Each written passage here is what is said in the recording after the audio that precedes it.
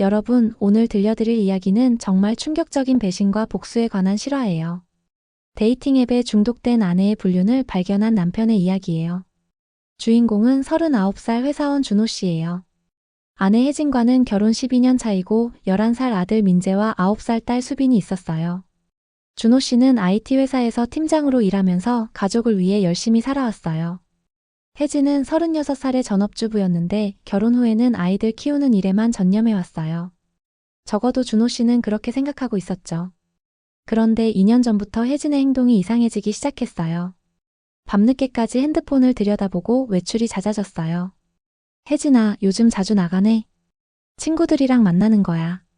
집에만 있으니까 답답해서. 그래, 가끔 기분 전환하는 것도 좋지. 준호 씨는 아이들을 두고 나가는 아내를 사실 이해하기 힘들었지만 그동안 육아로 고생했을 아내를 믿고 있었어요.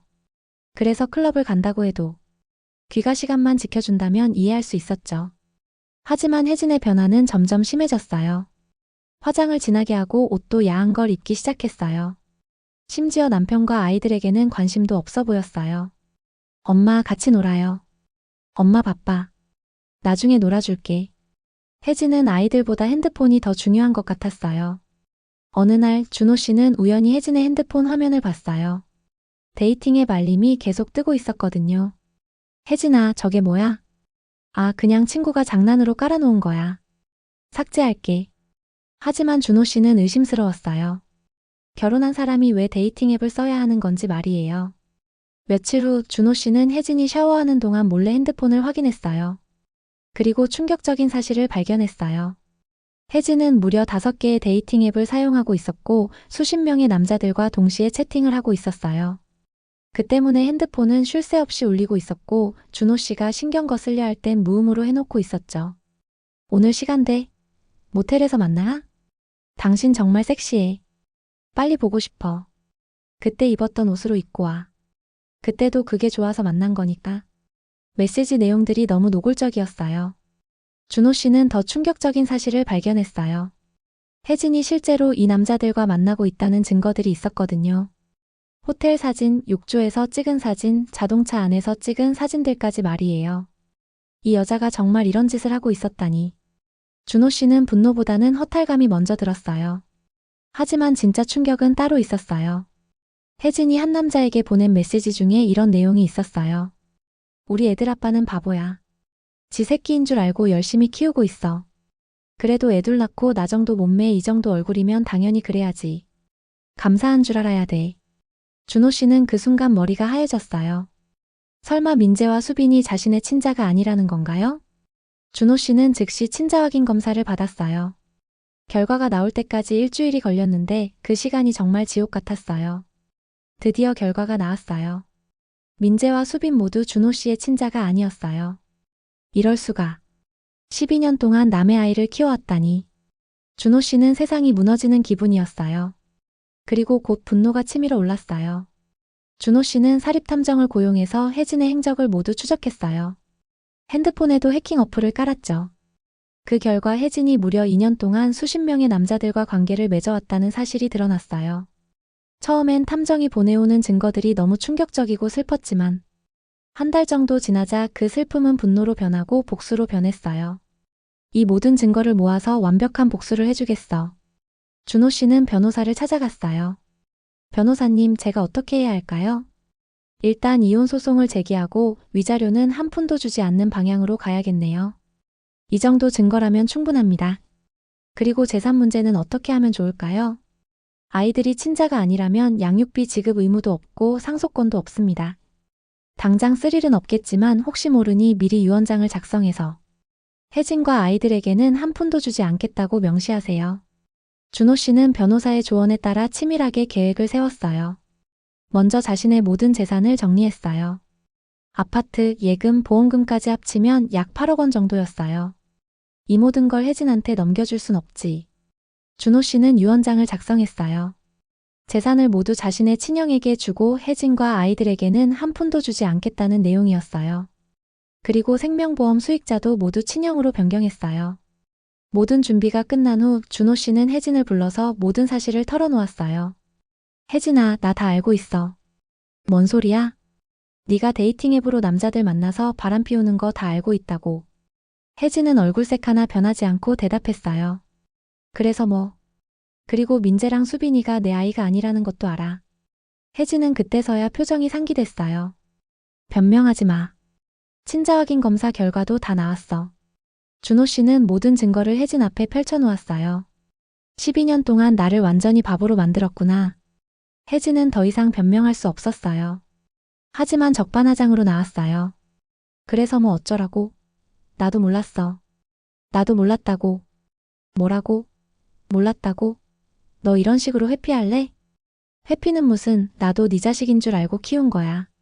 그리고 당신이 육아를 도와주기를 했어? 퇴근하고 회식하고 힘들다고 들어가서 잠이나 자고 해준 게 뭔데? 됐고 이제 너희들한테 줄 건 아무것도 없어. 준호 씨는 이혼 서류와 함께 유언장 사본을 혜진에게 보여줬어요. 내가 죽으면 재산은 모두 형한테 가. 너와 아이들은 한 푼도 못 받아. 암만 그래도 애들은 무슨 죄야? 애들 책임져. 내 아이가 아닌데 왜 내가 책임져야 해? 나도 몰랐다니까. 나도 피해자야. 혜진의 말도 안 되는 대답에 준호 씨의 마음은 이미 돌처럼 굳어 있었어요. 며칠 후 준호 씨는 회사에 사표를 냈어요. 그리고 형에게 모든 상황을 설명했어요. 형, 내가 죽으면 재산은 형이 물려받게 돼 있어. 하지만 혜진이나 아이들한테는 절대 주면 안 돼. 준호야, 무슨 말이야? 죽는다니? 형은 내 유언장대로만 해줘. 하지만 여기서 놀라운 반전이 일어났어요. 집에 들어가니 혜진이 갑자기 무릎을 꿇고 사과했어요. 준호야, 내가 정말 잘못했어. 나 이제 정신 차렸어. 정신 차렸다고? 응, 데이팅 앱도 모두 삭제했고 남자들과도 연락 끊었어. 너무 외로웠어. 그냥 심심해서 깔아본 건데 전부 나를 좋다고 하니까 호기심에 만나본 건데 나도 이렇게까지 될 줄 몰랐어. 혜진이 핸드폰을 보여줬는데 정말로 모든 앱이 삭제되어 있었어요. 그리고 아이들에게도 사실을 말할게. 아빠가 진짜 아빠가 아니라는 것도. 뭐라고? 하지만 아이들은 여전히 당신을 아빠라고 부를 거야. 12년 동안 진짜 아빠처럼 사랑해줬으니까. 그때 민재와 수빈이가 방에서 나왔어요. 아빠가 우리 진짜 아빠가 아니래요. 하지만 우리는 아빠가 좋아요. 아이들이 준호 씨를 끌어안으며 울었어요. 아빠, 우리 버리지 마세요. 준호 씨는 순간 마음이 흔들렸어요. 12년 동안 키운 아이들을 어떻게 버릴 수 있을까요? 민재가 눈물을 흘리며 다시 말했어요. 아빠, 우리 버리지 마세요.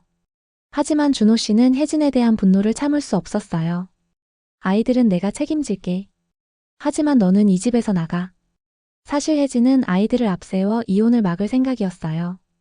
아이들에게 상처가 된다는 걸 알면서도 친자식이 아니란 걸 아이들에게 말하고 바짓가랑이라도 붙들고 매달릴 생각이었죠. 돈이 친형에게 가는 게 싫었던 건지 주변 사람들이 방법을 알려준 건지 알 수 없는 일이었어요. 하지만 준호 씨는 단번에 손절했죠. 안 돼. 나는 더 이상 너와 같이 살 수 없어. 결국 혜진은 집에서 쫓겨났어요. 아이들은 준호 씨가 키우게 됐고요. 1년 후 준호 씨는 이혼 소송에서 승리했어요. 혜진은 위자료는커녕 양육비도 받을 수 없었어요. 그리고 준호 씨는 아이들을 진짜 자신의 아이처럼 계속 키웠어요. 아이들은 한동안 풀 죽은 모습이었지만 준호 씨가 진실된 사랑을 주니 밝은 얼굴로 다시 돌아왔어요. 아빠, 고마워요. 우릴 버리지 않아서. 하지만 엄마가 보고 싶어요. 수빈아, 민재야. 엄마가 없어서 속상하겠지만 너희들은 진짜 내 아이들이야. 2배의 사랑을 줄 테니 엄마가 없는 걸 너무 속상해하지 않았으면 좋겠어. 준호 씨는 유언장도 수정했어요. 아이들에게도 재산을 물려주도록 말이에요. 1년 후 준호 씨는 새로운 여자를 만나서 재혼했어요. 새 엄마는 민재와 수빈을 친자식처럼 사랑해줬어요. 아이들도 적응하는데 시간이 걸렸지만 새 엄마를 좋아했어요. 혜진은 결국 혼자 살면서 후회하고 있다고 들었어요. 데이팅 앱 중독 때문에 가족을 모두 잃은 거였죠. 가끔 문자가 오지만 흔들리지 않았어요. 그때 정말 미쳤었던 것 같아. 왜 그런 짓을 했는지 모르겠어. 이미 늦었어요. 준호 씨는 혜진을 용서할 생각이 없었거든요. 준호 씨는 말해요. 혜진이 한 짓은 절대 용서할 수 없어요. 하지만 아이들은 죄가 없죠. 친자가 아니어도 12년 동안 키운 정이 있으니까요. 내가 입양한 애들이라 생각하고 키웁니다. 현재 준호 씨는 새 아내, 민재, 수빈과 함께 행복하게 살고 있어요. 진짜 가족은 피가 아니라 사랑으로 만들어지는 것 같아요. 데이팅 앱 중독은 정말 무서운 거더라고요. 혜진처럼 가족을 배신하면 결국 혼자가 될 수밖에 없는 것 같아요. 하지만 준호 씨처럼 아이들에 대한 책임감을 잃지 않는 것도 정말 대단한 일이죠. 여러분은 이 이야기를 어떻게 생각하세요? 구독과 좋아요 잊지 마시고요. 다음 영상에서 만나요.